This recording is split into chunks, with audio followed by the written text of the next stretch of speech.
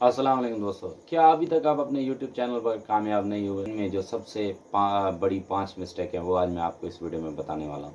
सबसे पहले आप अपना एक ऐसा मौजू चूज़ करें, आप अपना एक टारगेट बनाएँ, अपना एक मौजू चूज़ करें जिसमें आपको करने में दिलचस्पी हो, जो आपको काम ना लगे बल्कि उसे आपको करने में मज़ा आए। सबसे पहले आपने इस बात को नोटिस करना है। उसके अलावा दूसरी बात ये देखें, आपने जो यूट्यूब चैनल बनाया है या आप जिस मौज़ू पे काम कर रहे हैं या आप जिस टॉपिक पे काम कर रहे हैं, क्या उस टॉपिक पे पहले कभी किसी ने काम किया है?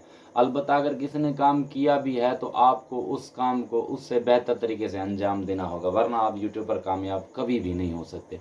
आप ये एक बात याद कर लें, किसी महाशय ने कहा है, अकल के लिए भी अकल चाहिए। आपने अगर किसी की नकल भी करनी है तो उसके लिए भी आपको एक अकल की ज़रूरत होनी पड़ेगी, ताकि अगला अगला बंदा एक चीज़ कर रहा है तो आप उससे बेहतर करके दिखाएँ।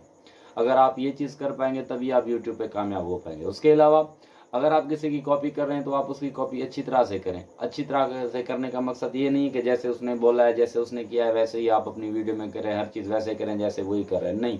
लेकिन उससे बेहतर बनाएं। मिसाल के तौर पर अगर मेरा एक टैग का चैनल है, मैं एक टैग की वीडियो बना रहा हूँ, तो आपको चाहिए आप भी टैग की वीडियो अगर बनाना चाहते हैं लेकिन मुझसे बेहतर करके बनाएं, ताकि इसमें आपको कोई दिक्कत पेश ना आए। मुझसे बेहतर बनाएंगे तभी जाके ऑडियंस आपको देखेगी, तभी जाके आप लोग आपको देखेंगे। लाजमी नहीं कि हर कोई बड़ा यूट्यूब चैनल होगा जो आपको सक्सेस दे सकता है। कभी कभी किसी छोटे यूट्यूबर्स की वीडियो भी देख लिया करें।